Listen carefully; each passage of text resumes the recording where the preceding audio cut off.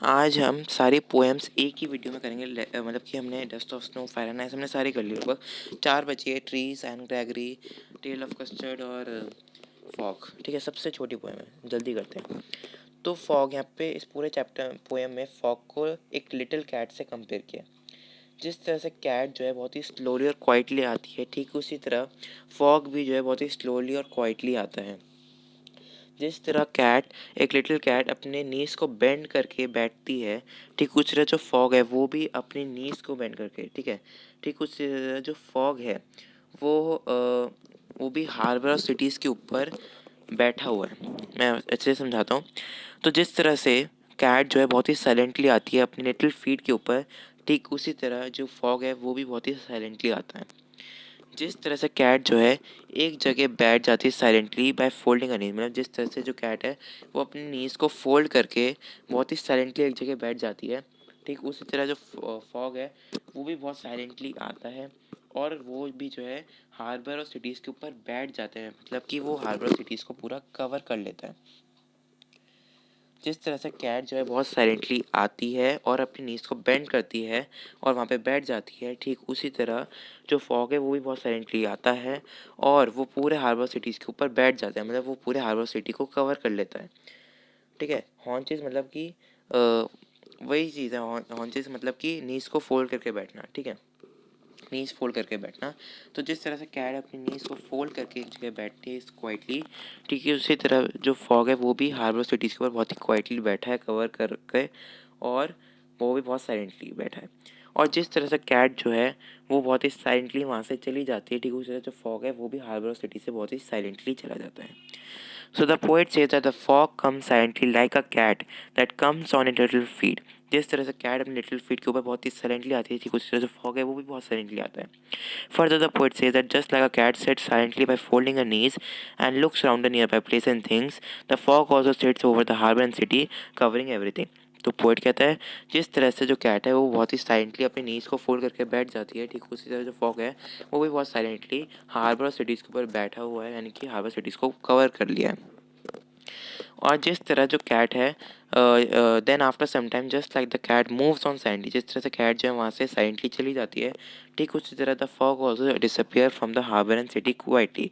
ठीक उसी तरह जो फॉग है वो भी बहुत ही साइलेंटली और बहुत ही क्वाइटली और बहुत ही कामली सिटीज़ और हार्बर से चला जाता है, वहाँ से डिसअपियर हो जाता है। तो ये पूरी पोएम होती है कवर। कार्ल सैंडबर्ग जी ने बहुत अच्छी पोएम लिखी है, सीबीएसई के बच्चों के लिए तो वरदान है क्योंकि बहुत छोटी है। चलो आगे बढ़ते हैं। ठीक है, तो अब हमारी जो नेक्स्ट पोएम है वो है हमारी ट्रीज। ठीक है, वो हमारी क्या है, ट्रीज है। ग्लिम्पसेस ऑफ इंडिया खोलते हैं, ट्रीज है।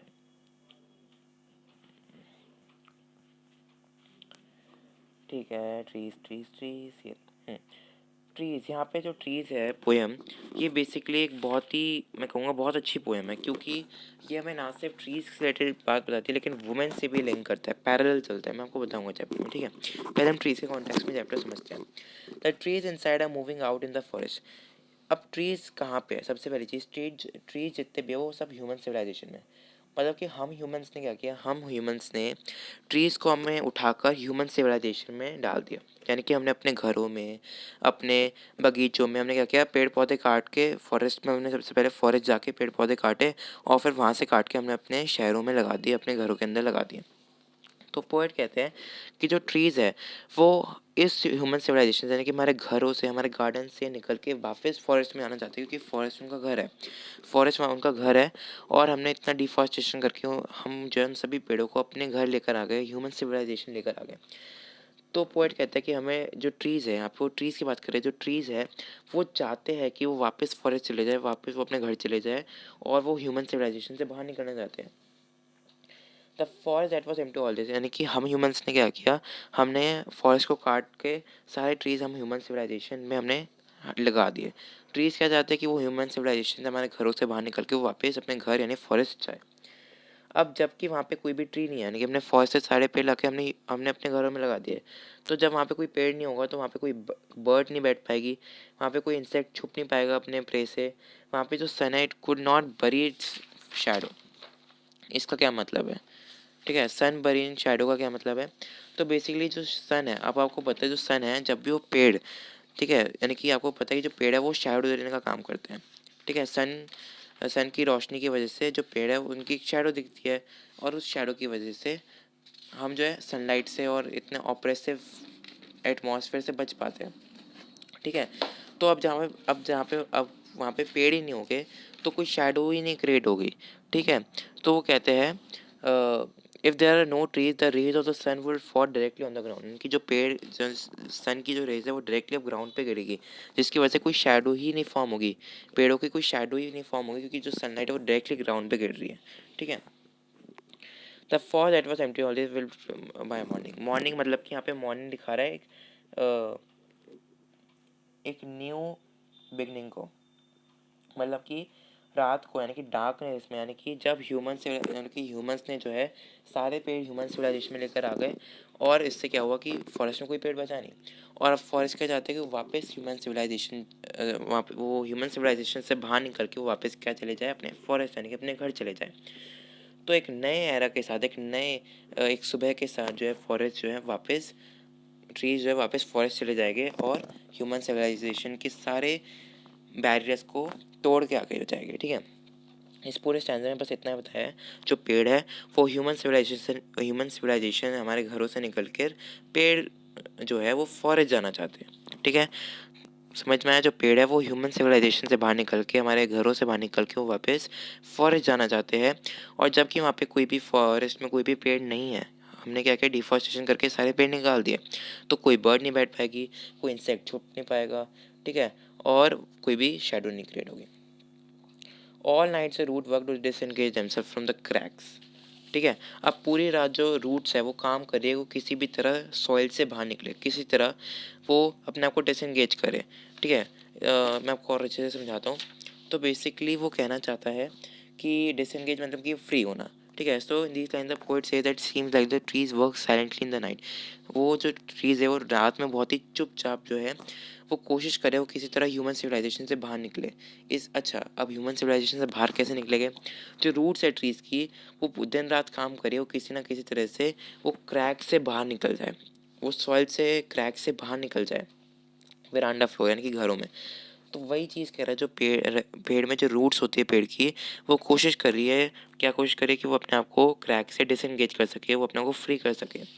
द लीव स्ट्रेन मतलब कि लीव्स जो है बहुत ज़्यादा मेहनत करी है, एफर्ट करी है, ट्रीज जो है लीव्स जो है बहुत ज़्यादा मेहनत करी है, वो किसी तरह ग्लास तक पहुंच जाए। ग्लास मतलब कि विंडो। ठीक है, ऑफ कोर्स ये बात है कि हमें घर से बाहर निकलना है, यानी कि हमें घर से बाहर देखना है, तो दो तरीके का, तुम डोर खोल के देख लो या फिर हम विंडो खोल के देख लो। तो जो लीव्स जो है वो ग्लास की तरफ यानी कि विंडो की तरफ जा रही है, तो एक तरह से ये शो कर रहा है, जो लीफ है वो ये कोशिश करी कि वो भी जो है ह्यूमन सिविलाइजेशन से बाहर निकले। Small twigs stiff with exertion, जो छोटी छोटी ब्रांचेस है वो भी कोशिश कर रही है, वो भी एफर्ट्स निकाल रही है कि किसी ना किसी तरह से वो भी ह्यूमन सिविलाइजेशन से बाहर निकले। लॉन्ग क्रैम्प को शफलिंग अंडर द रूफ, मतलब कि लॉन्ग क्रैम्प्ड। ठीक है, क्रैम्प मतलब कि श्रंक, यानी कि अब देखो, पेड़ बड़ा है तो उसकी जो बड़ी बड़ी ब्रांचेस होगी वो रूफ को टच कर रही है। ठीक है, तो यहाँ पे वो क्या कह रहा है, वो कह रहा है कि the larger branch of trees have shrunk, यानी कि वो छोटी हो गई है, एंड हैड बीन बिकॉज, क्योंकि वो रूफ से टच कर रही है ना, रूफ को टच करेगी तो वो नीचे की तरफ झुक जाएगी। अब वो रूफ के ऊपर तो ना जाएगी, रूफ के अंदर ही तो रहेगी, तो रूफ की वजह से जो बड़ी बड़ी ब्रांचेस है वो ऊपर नहीं जा पा रही, वो नीचे बेंड हो रही है। ठीक है, the larger branches of trees यानी कि बाउस हैव श्रंक, मतलब कि that bend because of being inside the walls and under the roof where they can not grow much. जो ब्रांचेज है वो ऊपर नहीं जा पा रही रूफ की, वो रूफ के अंदर ही है, इस वजह से वो नीचे बेंड हो गई। Like newly discharge, very important, half dazed moving to the clean door. समझाता हूँ, देखो जब कोई पेशेंट, ठीक है, जब कोई पेशेंट बहुत दिनों के बाद हॉस्पिटल में रुकता है और हॉस्पिटल से डिस्चार्ज होता है तो बहुत खुश होता है, क्योंकि हॉस्पिटल में किसको रहना पसंद है। पर जब वो डिस्चार्ज होता है तो उसके मन में कन्फ्यूजन होता है कि क्या मेरी हेल्थ ठीक रहेगी, क्या मैं ठीक ठाक रहूँगा। ठीक है, और अच्छा एक और चीज़, जब डिस्चार्ज की खबर सुनते हैं तो पेशेंट्स कितने खुश हो जाते हैं, बस उनका मन करता है जल्दी से वो जो है क्लिनिक के डोर से, यानी कि जल्दी से वो हॉस्पिटल से बाहर निकले। ठीक है, और जो पेशेंट्स होते हैं जब वो बाहर निकल जाते हैं क्लिनिक डोर से तो वो हाफ शॉक्ड होते हैं। ठीक है, कि वो ठीक ठाक रहेंगे ऐसा। तो ठीक इसी तरह जिस तरह से पेशेंट जो है कंफ्यूज रहते हैं, जिस तरह से वो खुश होते हैं डिस्चार्ज की खबर सुन के, उस तरह जो पेड़ है वो भी खुश है कि वो ह्यूमन सिविलाइजेशन से बाहर निकल रहे हैं, लेकिन साथ के साथ वो कंफ्यूज भी है कि अगर वो ह्यूमन सिविलाइजेशन से बाहर निकलेंगे तो फिर आगे वो उनकी जर्नी कैसी रहेगी। ठीक है, समझ में आया। So like newly discharge parent, तो वो यही कहना चाहते हैं दे ट्राई टू, यानी जो ट्रीज है they are trying to move outside slowly from there, यानी कि ट्रीज जो है कोशिश करके बहुत ही शांति से वो ह्यूमन सिविलाइजेशन से बाहर निकल के फॉरेस्ट जाए। And they look like newly discharge patients, वो बिल्कुल अभी अभी जैसे जो पेशेंट डिस्चार्ज है वैसे लग रहे हैं from a clinic, who are half shocked on coming out into outside world. क्योंकि आप इतने दिनों से आप हॉस्पिटल के अंदर हो, इतने दिनों बाद आप हॉस्पिटल के बाहर निकल रहे हो, आपने इतने दिनों बाद सन देखा है, तो एक तरह से हाफ शॉक्ड हो आप, ठीक है, हाफ कंफ्यूज हो। ठीक है, उसी तरह जो पेड़ है वो इतने दिनों से ह्यूमन सिविलाइजेशन के अंदर थे, और जब वो बाहर जा रहे ह्यूमन सिविलाइजेशन के, तो इतने ज़्यादा शॉक्ड और इतना ज़्यादा कंफ्यूज है। ठीक है, और इतने ज़्यादा वो मतलब कि बिल्कुल हाफ शॉक्ड है। ठीक है, इसके बाद I sit inside, doors open to the veranda, writing long letters in which I scarcely mention the departure of the forest from the house.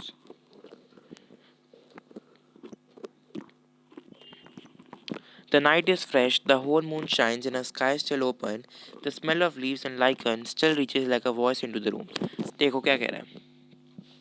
I state designer की पोएट जो है वो कह रही है कि वो अंदर बैठी हुई है और ओपन टू द वेरांडा, मतलब कि बेसिकली वो एक बहुत ही बड़े से रूम में बैठी है, जो बहुत ही ओपन रूम जैसे ओपन होता है ना, बिल्कुल बहुत ही बड़े से और एक ओपन रूम में जो पोएट है वो बैठी है और वो लेटर्स लिख रही है।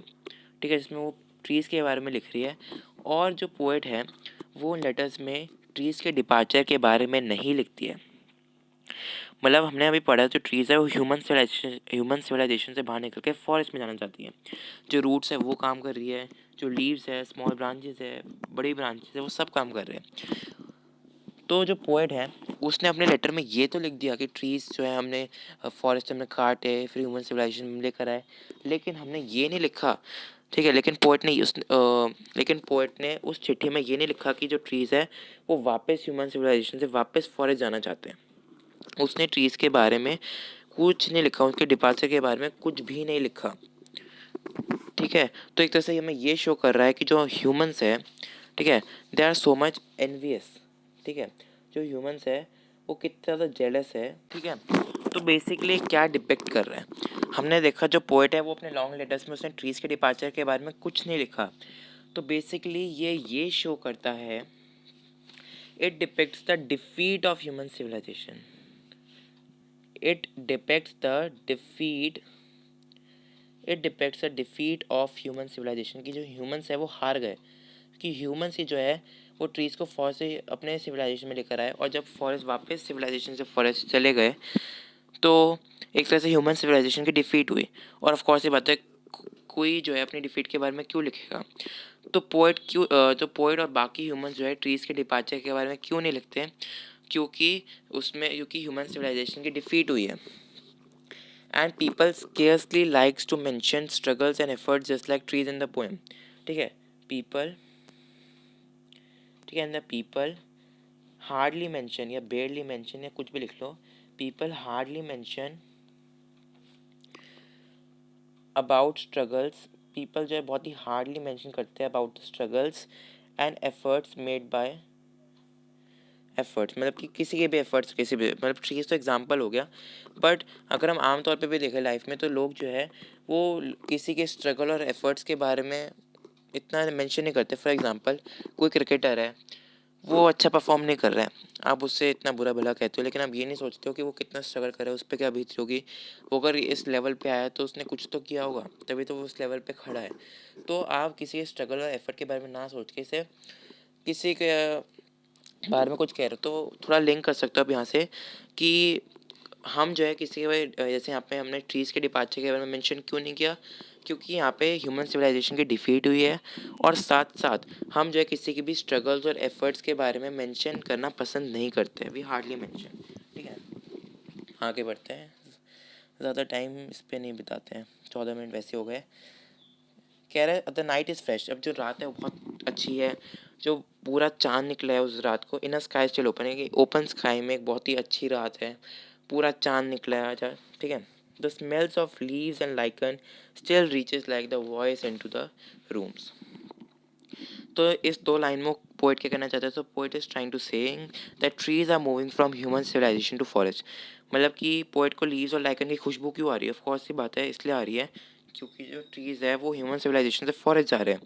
तो जब वो जा रहे हैं तब रास्ते में जो लीव्स और लाइकन की खुशबू, ठीक है, वो पोएट के नाक के अंदर जा रही है। तो कि वो अब जा रहे हैं ना, वो वापस फॉरेस्ट जा रहे हैं। तो जब वो जा रहे हैं तब जो खुशबू है लीव्स और लाइकन की वो उनके नाक के अंदर जा रही है, ठीक है। पहले क्या थे, वो वहीं पे ट्रैप थे तो खुशबू नहीं आती, पर जब वो वहाँ से उन्होंने निकलना शुरू किया तब वो खुशबू उनको आने लगी, ठीक है।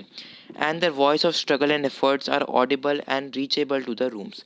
तो इन 2 लाइन्स में पोएट कहना चाहता है कि जो ट्रीज़ है वो ह्यूमन सिविलाइजेशन से फॉरेस्ट जा रहे हैं, ट्रीज़ जो है वो ह्यूमन सिविलाइजेशन से वापस फॉरेस्ट जा रहे हैं, और साथ साथ उनकी जो स्ट्रगल, उन्होंने जितना भी स्ट्रगल किया है, हमने अभी देखा रूट्स ने, ब्रांचेस ने, तो जितना भी स्ट्रगल्स और एफर्ट्स उन्होंने किया है, जितने भी स्ट्रगल्स और एफर्ट्स उन्होंने किए हैं वो सब उनको ऑडिबल थे and reachable to the rooms. मतलब कि जो लीव्स, जो ट्रीज थे, वो ह्यूमन सिविलाइजेशन से फॉरेस्ट जा रहे थे, और साथ साथ जो भी स्ट्रगल्स और एफर्ट्स ट्रीज ने करे थे वो पोएट को ऑडिबल थे।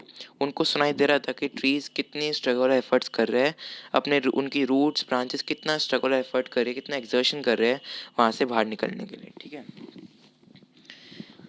My head is full of whispers, ठीक है।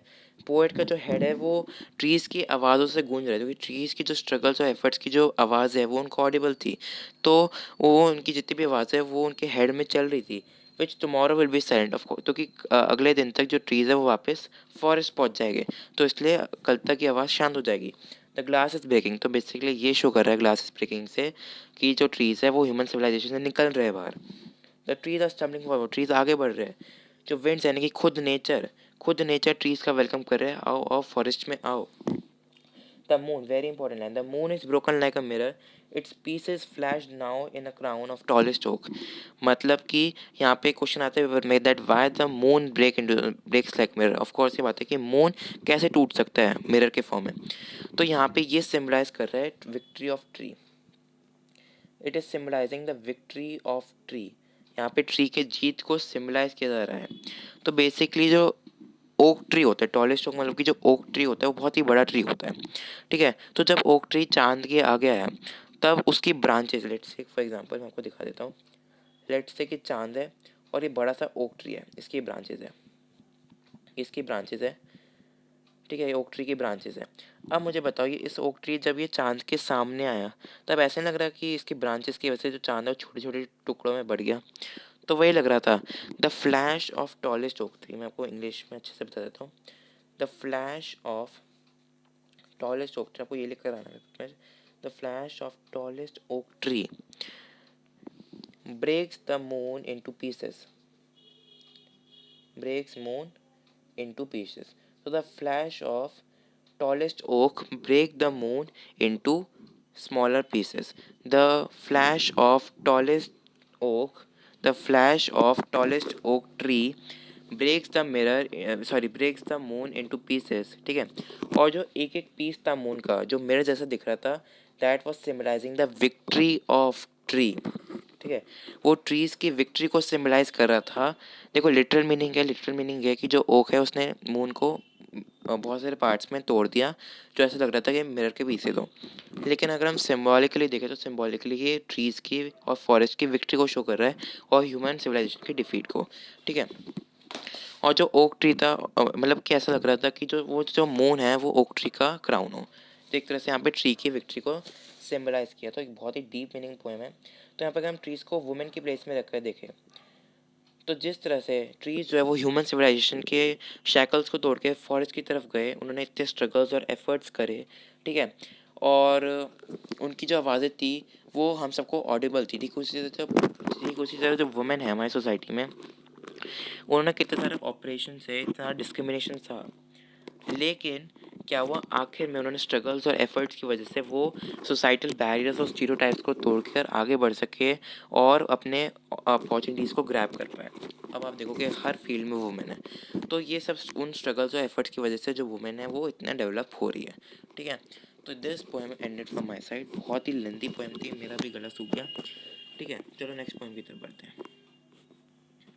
नेक्स्ट पोएम कौन सी, में आप एनसीईआरटी में देख लो।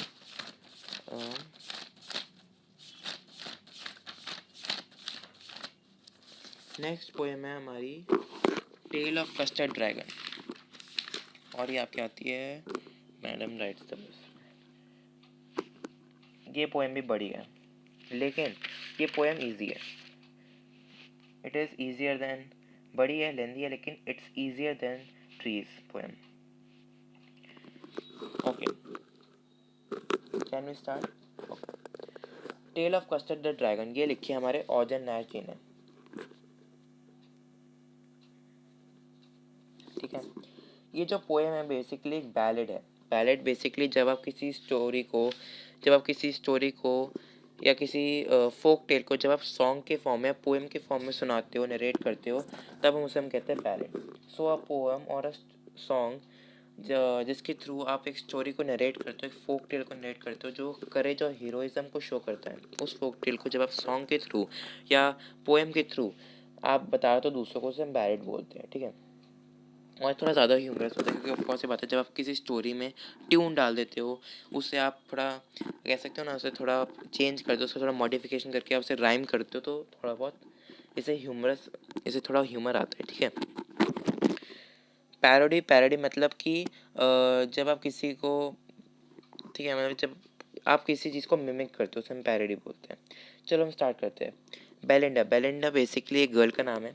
जो बेलिंडा है वो एक लिटिल वाइट हाउस में रहती है। ठीक है, एक लिटिल वाइट हाउस में रहती है। उसके 3 पेट्स हैं, सॉरी 4 पेट्स है उसके पास। पहला पेट, उसके पास एक लिटिल ब्लैक किटन है।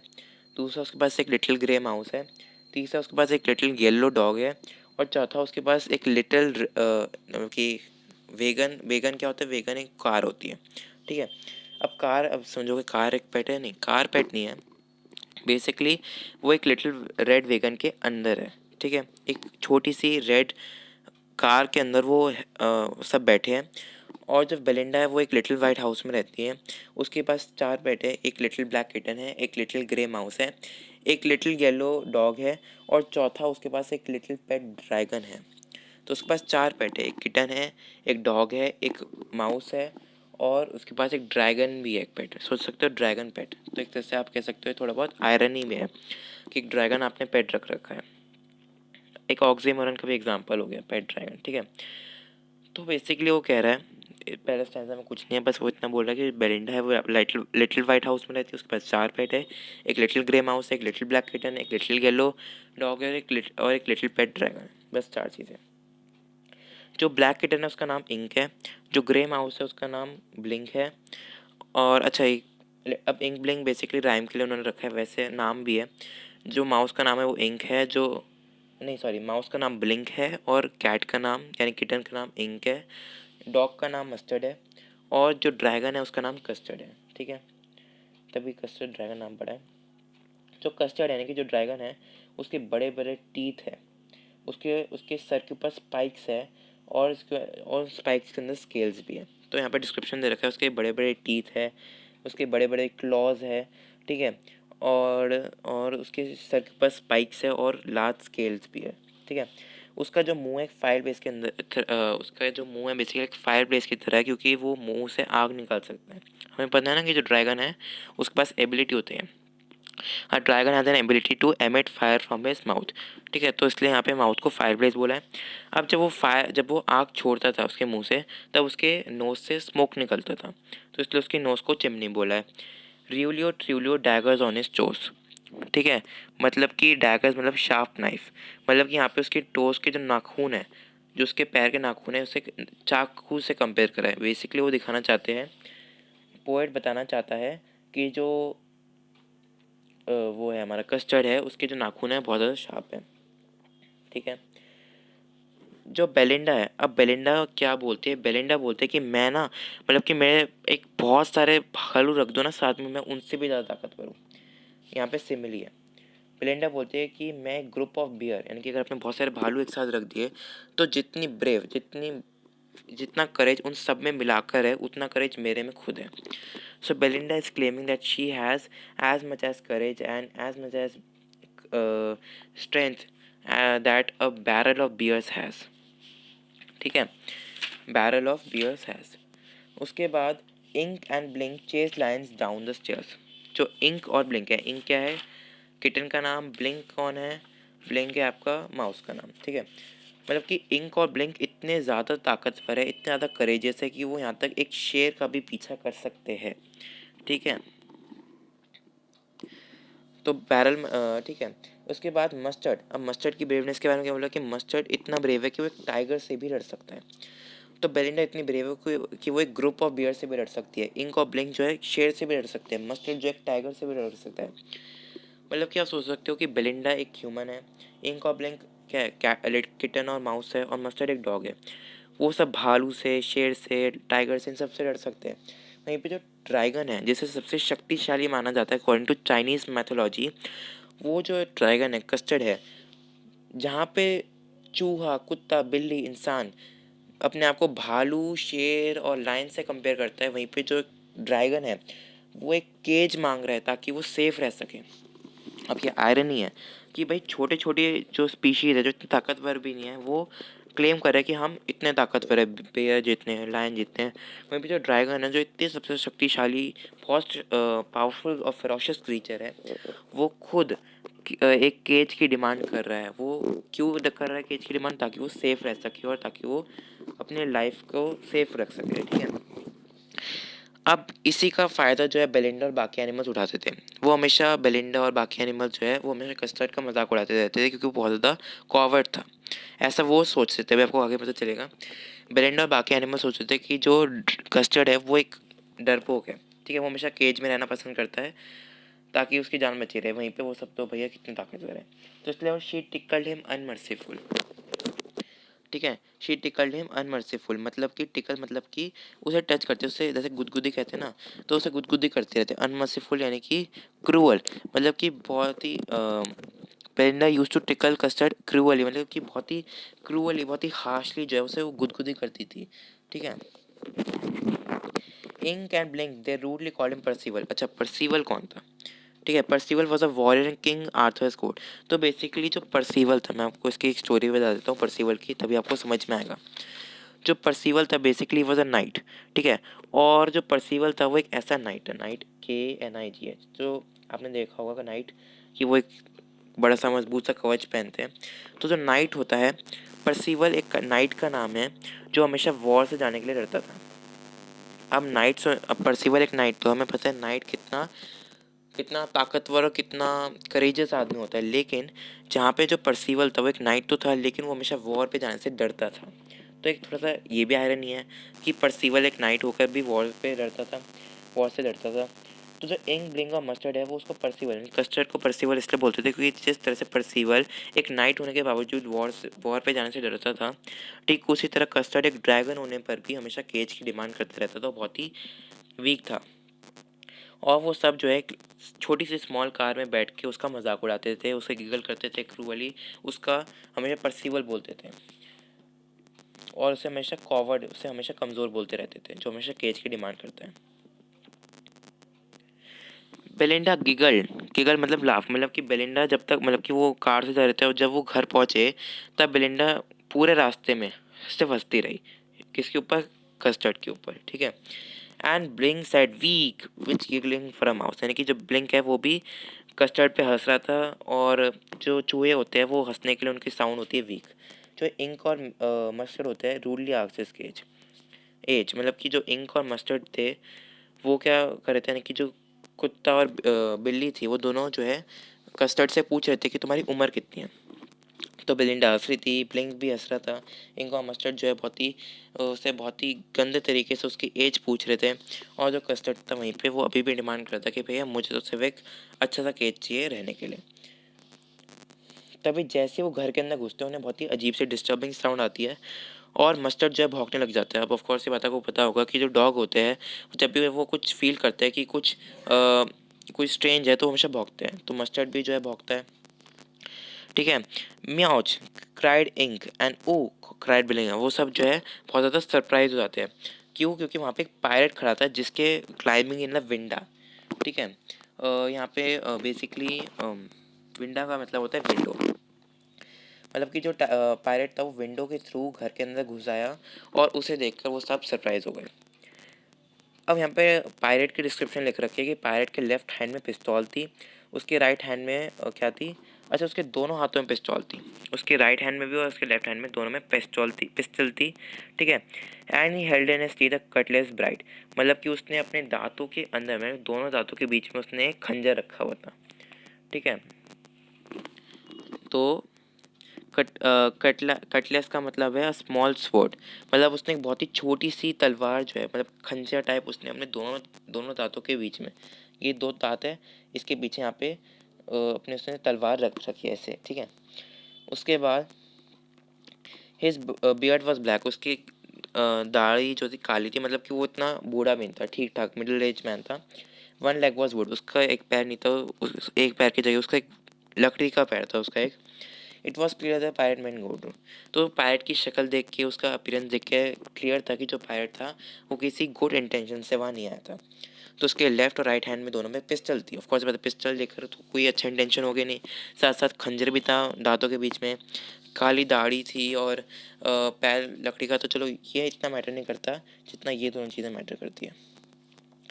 बेलिंडा जो है, अच्छा जो बेलिंडा कह रही थी कि मैं ग्रुप ऑफ बियर्स जितनी करेजियस हूँ, वही बेलिंडा जो है उसका जो पूरा चेहरा वो बिल्कुल येलो पड़ जाता है।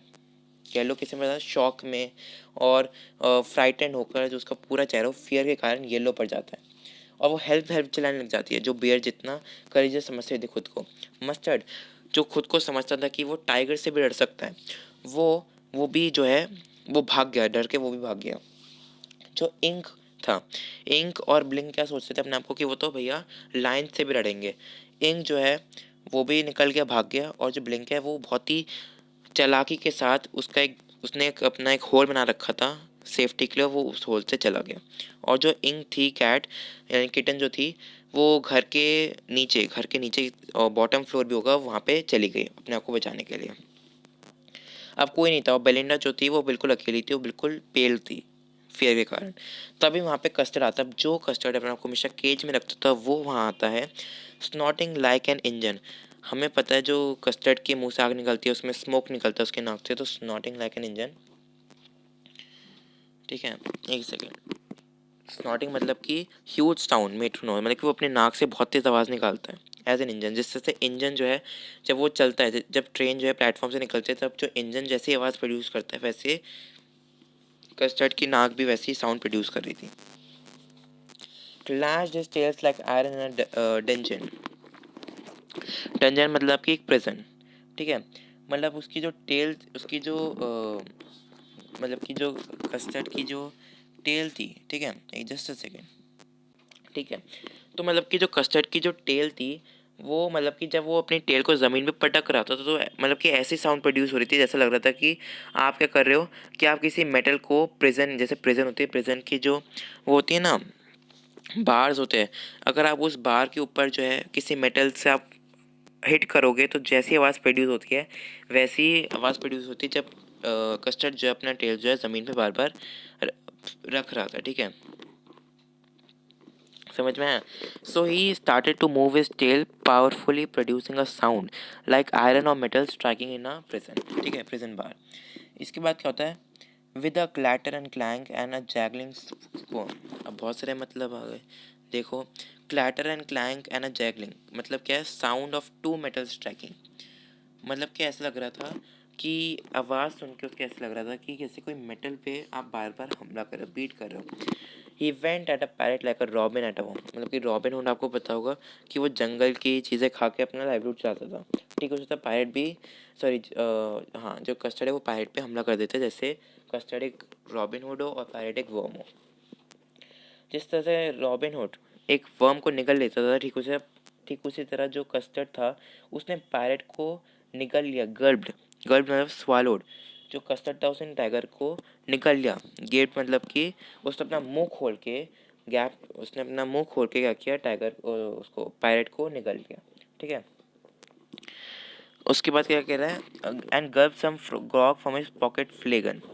ठीक है, मतलब कि जो वो था पायरेट था, उसने क्या किया, उसने सबसे पहले अपने पॉकेट से क्या निकाला, अल्कोहल निकाला, उसे पिया, स्वालो किया। ठीक है, फिर उसने क्या किया, कस्टर्ड पे 2 बुलेट से हमला किया, पर वो दोनों बुलेट्स होती है वो मिस कर गया, और आखिर में कस्टर्ड ने उसे निगल लिया। मतलब कि मैंने थोड़ा आगे का बता दिया, मुझसे थोड़ी मिस्टेक हो गई।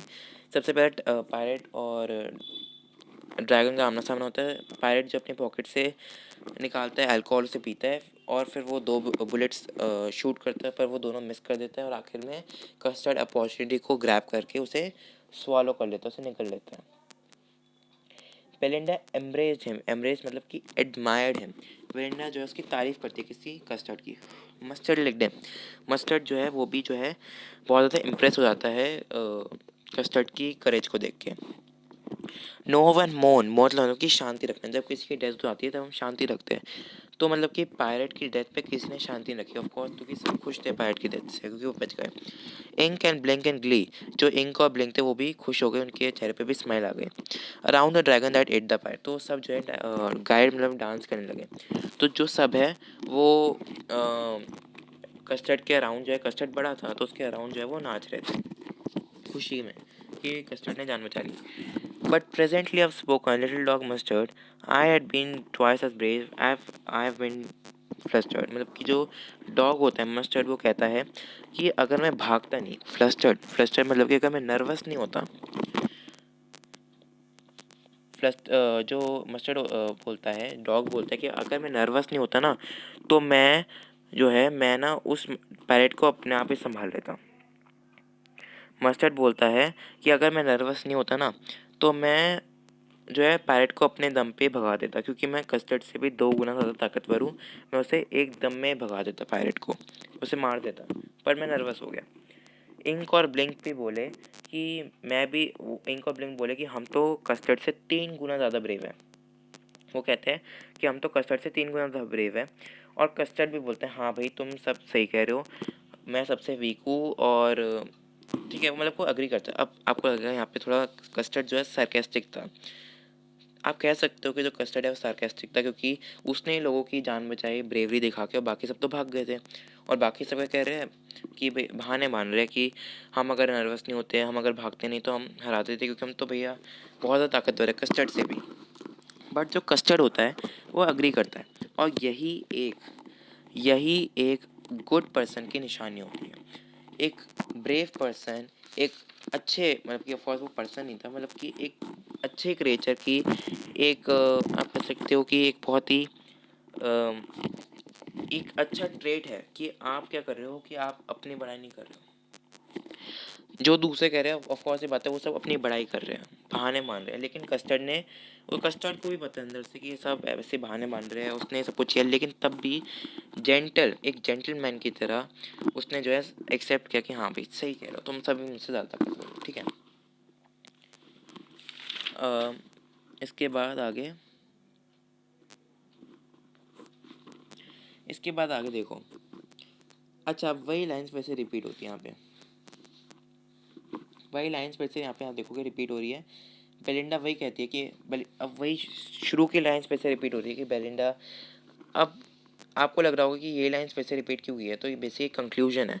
तो बेसिकली पोएट बताना चाहता है कि इस इंसिडेंट के बाद भी कुछ नहीं बदला, वही का वीरा। बेलिंडा अभी भी उसी वाइट हाउस में रहती है, अभी भी उसके पास वही 4 पेट है, और अभी भी बेलिंडा एक क्लेम करती है कि वो बियर की तरह फेयरफुल है। अभी भी इंक और ब्लिंक क्लेम करते हैं कि वो लायन से भी ज़्यादा ताकतवर है। मस्टर्ड भी अभी भी क्लेम करता है टाइगर से ज़्यादा ब्रेव है वो। और कस्टर्ड अभी भी केज के अंदर रहना पसंद करता है। तो आप सोच रहे हो कि भाई कस्टर्ड इतना करेजियस है, ताकतवर है, तो वो केज के अंदर क्यों रहता है? तो उसका रीज़न है क्योंकि कस्टर्ड को अपनी लाइफ बचानी है। ठीक है, कस्टर्ड मतलब कि बेसिकली कस्टर्ड केज में इसलिए नहीं रहता क्योंकि उसे डर लगता है, वो बेसिकली इसलिए रहता है क्योंकि वो अपने लाइफ के लिए, अपने जान के लिए बहुत ज़्यादा वो रहता है, कॉशियस। उसे लगता है कि अगर वो केज से बाहर निकलेगा तो उसकी जान को थोड़ा बहुत खतरा है। मतलब कि ठीक है, आप समझ सकते हो, अपनी सिक्योरिटी के लिए वो उस केज में रहता था। ठीक है, मतलब वो कमज़ोर नहीं था, वो ताकतवर था, वो किसी से भी लड़ने के लिए तैयार है, लेकिन बस अपनी सिक्योरिटी के लिए वो उस केज के अंदर रहता था। बट सब लोग क्या समझते थे कि जो बट सब लोग समझते थे कि जो कस्टर्ड है वो क्या है, एक बहुत ही कॉवर्ड है। ठीक है, तो असल में ऐसा था क्या? बिल्कुल नहीं, असल में तो कस्टर्ड बहुत ज़्यादा ब्रेव था। तो इस समय क्या मैसेज मिलता है इस चैप्टर से? तो इस समय ये पता चलता है that every one has its own capabilities. अब बहुत सी बात है, अब देखो, जब वो पैरेट आया तब मस्टर्ड ने भौंका, वो उसकी एबिलिटी है। इंक जो है होल से जा सकता था, उसकी एबिलिटी है।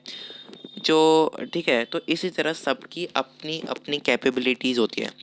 कस्टर्ड ड्रैगन था, उसकी एबिलिटी थी कि वो आग निकाल सकता था। तो सबकी अपनी अपनी एबिलिटी होती है, और किसी की भी एबिलिटी छोटी या बड़ी नहीं होती है, सबकी यूनिक होती है, सबकी बेस्ट होती है।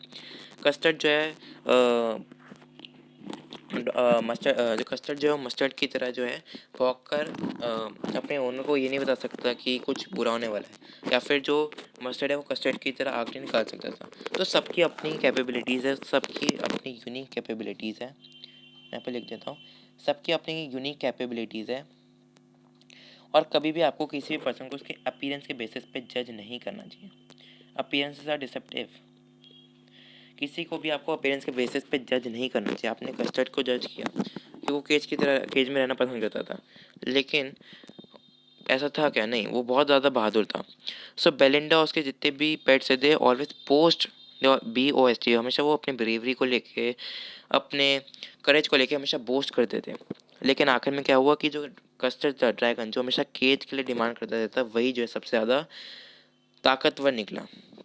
जो जिसको सबसे ज़्यादा कावर्ड समझा जाता था, वही सबसे आखिर में ब्रेव निकला, और उसने सबकी जान बचाई। और जो अपने आप को अपनी ब्रेवरी का बोस्ट करते थे, वही आखिर में कॉवर्ड निकले। ठीक है, सो दो आयरनी है चैप्टर में। सबसे पहले ये है, जो बेलिंडा, उसके जो पेट्स थे वो अपने आप को ब्रेव समझते थे, बट अल्टीमेटली वही जो है पायरेट के वजह से डर गए। और कस्टर्ड, जिससे हमेशा डरपोक समझाता था, वही आखिर में सबसे 30 मार खान निकला, मतलब सबसे आखिर में वही ताकतवर निकला। ठीक है, और कस्टर्ड एक ड्रैगन था, फेरोशियस एनिमल था। अब किसी फेरोशियस एनिमल को पेट रखना, इट्स एन आयरनी, तो एक और आयरनी होगी। साथ साथ कस्टर्ड जैसे ड्रैगन को केज में उसे पसंद था रहना। ठीक है, पर तब भी वो एक पायरेट से लड़ गया, तो ये भी एक आयरनी है। तो इस चैप्टर में ये सब है। ठीक है, आई होप ये क्लियर है। So that's it for this poem.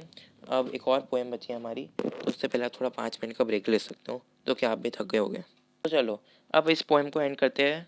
For any ग्रैगरी, last poem है हमारी 10th की। फॉर एनी ग्रैगरी बहुत अच्छी पोएम है, और हमें बहुत अच्छा लाइफ लेसन देती है पोएम। देखो, ये जो पोएम है, it's a conversation between young man and young women. ये जो पोएम है, ये कन्वर्सेशन है यंग मैन और यंग वुमेन के बीच में।